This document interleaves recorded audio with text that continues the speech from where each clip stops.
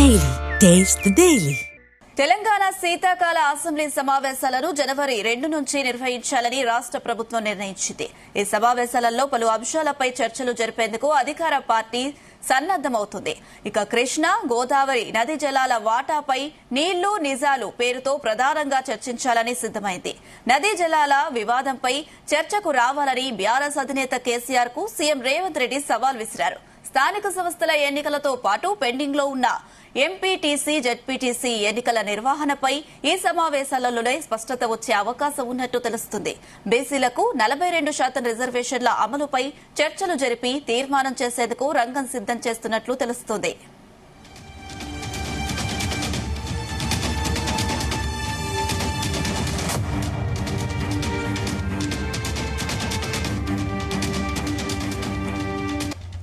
ఇదే అంశం సంబంధించి మరిన్ని అప్డేట్స్ మా ప్రతినిధి వంశీకృష్ణ అందిస్తారు. వంశీకృష్ణ.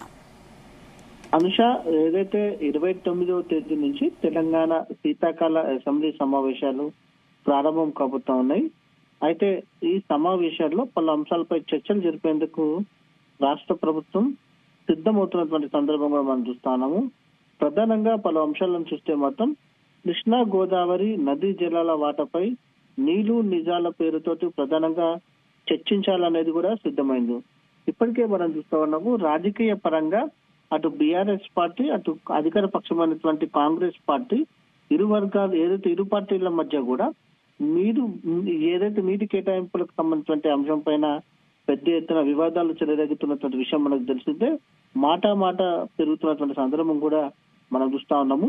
ప్రధానంగా కృష్ణా జలాలకు సంబంధించినటువంటి అంశం కేంద్రం ఏదైతే 45 టీఎంసీలకి కేటాయింపు చేయడంపై పోరాటం చేయాల్సినటువంటి కాంగ్రెస్ ప్రభుత్వం ఎందుకు చేయడం లేదంటూ కూడా అటు ఏదైతే బీఆర్ఎస్ పార్టీ పెద్ద ఎత్తున ఆరోపణ చేస్తా ఉంది. రాష్ట్ర హక్కుల కోసం తాము పోరాటం చేస్తామంటూ కృష్ణా నదీ జలాలకు సంబంధించి తక్కువ మోతాదు మనకు కేటాయించడం పైన, తెలంగాణకు రాష్ట్రం కేటాయించడం పైన, ఏపీ జలదోపిడీ పైన త్వరలోనే పెద్ద ఎత్తున కార్యాచరణ చేపడతామంటూ కూడా అటు బీఆర్ఎస్ పార్టీ ప్రకటన చేయడం జరిగింది. ప్రధానంగా బీఆర్ఎస్ పార్టీ అధినేత కేసీఆర్ ఈ నీటి కేటాయింపుల విషయంలో పెద్ద ఎత్తున పోరాటం చేస్తా అని ప్రకటన చేయడంతో కూడా రాజకీయంగా వేడిగా చర్చ జరుగుతున్నటువంటి సందర్భం కూడా మనం చూస్తా ఉన్నాము. మరోపక్క కాంగ్రెస్ పార్టీ కూడా, అధికార పక్షమైనటువంటి కాంగ్రెస్ పార్టీ కూడా మాట్లాడుతూ గతంలో గోదావరి జలాల పైన అటు బీఆర్ఎస్ ప్రభుత్వం ఉన్నప్పుడు చేసుకున్నటువంటి ఒప్పందాలు, దాంతో పాటుగా కృష్ణా నదీ జలాలకు సంబంధించి చేసుకున్నటువంటి ఒప్పందాల పైన పెద్ద ఎత్తున చర్చ జరపాలనేది కూడా అటు కాంగ్రెస్ పార్టీ చూసినటువంటి సందర్భం కూడా మనకు కనిపిస్తా ఉంది. ఈ అంశం పైన నీళ్లు నిజాల పేరుతోటి అసెంబ్లీలో చర్చ జరపాలనేది కూడా అధికార పక్షమైనటువంటి కాంగ్రెస్ పార్టీ సిద్ధమైనటువంటి సందర్భం మనకు కనిపిస్తా ఉంది. ఇప్పటికే సీఎం రేవంత్ రెడ్డి కూడా ఇదే అంశం పైన బీఆర్ఎస్ పార్టీ అధినేత కేసీఆర్ కు సవాల్ విసరడం జరిగింది. నీళ్లు నిజాల పైన చర్చకు రావాలంటూ కూడా కోరినటువంటి సందర్భం మనకు కనిపిస్తా ఉంది.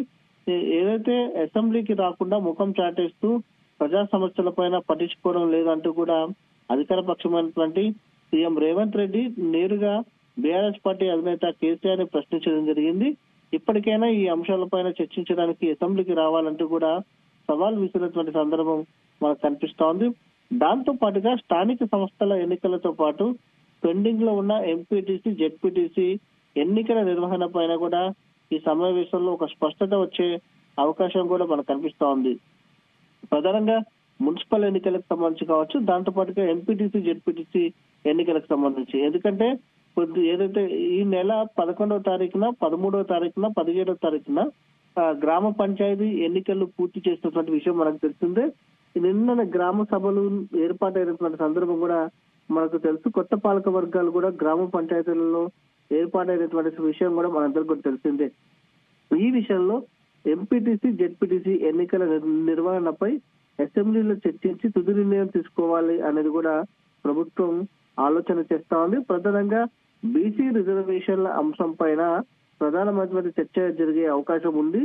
ఎందుకంటే ఈ అంశం పైన బీసీ రిజర్వేషన్లకు సంబంధించి హైకోర్టు పరిధిలో ఉన్న నేపథ్యంలో తీర్పు వచ్చేంత వరకు వేచి చూడాలా, లేకపోతే ఎంపీటీసీ, జెడ్పీటీసీ ఎన్నికలు ముందుగానే నిర్వహించాలా అనే అంశం మీద అసెంబ్లీలో చర్చ జరిపిన తర్వాతనే నిర్ణయం తీసుకోవాలని ప్రభుత్వం అనుకుంటుంది. దాంట్లో భాగంగానే ఈ అంశం పైన పెద్ద ఎత్తున చర్చ జరిగే అవకాశం ఉంటుంది. మరోపక్క మున్సిపల్ ఎన్నికలకు సంబంధించి కూడా మున్సిపల్ ఎన్నికలు కూడా ఎప్పుడు నిర్వహించాలనే అంశం మీద కూడా చర్చ జరిగే అవకాశం మనకు ప్రధానంగా కనిపిస్తోంది. మరోపక్క బీఆర్ఎస్ పార్టీ అటు ఎంపీటీసీ జెడ్పీటీసీ ఎన్నికల పైన మాట్లాడుతూ ఏదైతే గ్రామ పంచాయతీ ఎన్నికలకు సంబంధించి రిజర్వేషన్లలో స్పష్టత లేకుండానే ఎన్నికలు నిర్వహించింది ప్రభుత్వం. దాంతో పాటుగా హైకోర్టు పరిధిలో ఈ అంశం ఉన్నా కూడా పెండింగ్ లో ఉన్నా కూడా ఎన్నికలు నిర్వహించిన నేపథ్యంలో ఎందుకు ఎంపీటీసీ జెడ్పీటీసీ ఎన్నికలపై చర్చించాల్సిన అవసరం ఏముంది?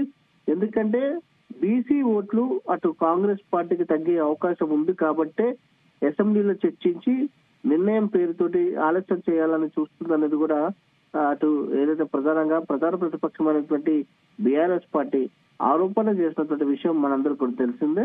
దీంతో పాటుగా డీలిమిటేషన్ జిహెచ్ఎంసీకి సంబంధించి 150 ఉన్నటువంటి డివిజన్లను 300కు విస్తరణ చేసినటువంటి సందర్భం అటు నగర శివార్లలోని మున్సిపాలిటీలు కార్పొరేషన్లు ఏదైతే జిహెచ్ఎంసీలో విలీనం చేసిన విషయం మనకు తెలిసిందే.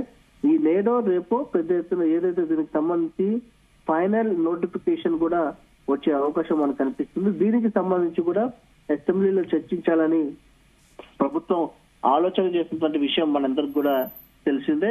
దీంతో పాటుగా బీసీ రిజర్వేషన్లకు సంబంధించి మరోసారి తీర్మానం చేయాలనేది కూడా ప్రభుత్వ ఆలోచనగా తెలుస్తోంది. బీసీలకు 42% రిజర్వేషన్ల అమలుపై చర్చలు జరిపి మరోసారి తీర్మానం చేసేందుకు కూడా రంగం సిద్ధం చేస్తున్నట్టు తెలుస్తోంది. మరోసారి కేంద్రానికి పంపే అవకాశం ఉన్నట్టు కూడా మనకు తెలిసింది. ఇప్పటికీ బీసీ రిజర్వేషన్లకు సంబంధించి కూడా పెద్ద ఎత్తున వివాదాలు చెలరేగుతున్నటువంటి విషయం మనకు తెలిసిందే. బీసీ సంఘాలు ఆగ్రహం వ్యక్తం చేస్తున్నటువంటి విషయం కూడా మనకు తెలిసిందే. ఇప్పటికైనా ప్రభుత్వం స్పందించాలంటూ కోరడం జరిగింది. కానీ ఇప్పటికే 2 దఫాలుగా బీసీ రిజర్వేషన్లపై అసెంబ్లీలో తీర్మానాలు ప్రవేశపెట్టడం జరిగింది. అవి ఎటు కూడా తేలడం లేదు. మరోసారి ఈ తీర్మానాలు ప్రవేశపెట్టాల్సిన అవసరం ఏముంటుందంటూ కూడా ప్రధాన ప్రతిపక్షాలైనటువంటి బీఆర్ఎస్ బీజేపీ ప్రశ్నిస్తున్నటువంటి సందర్భం కూడా మనకు కనిపిస్తోంది.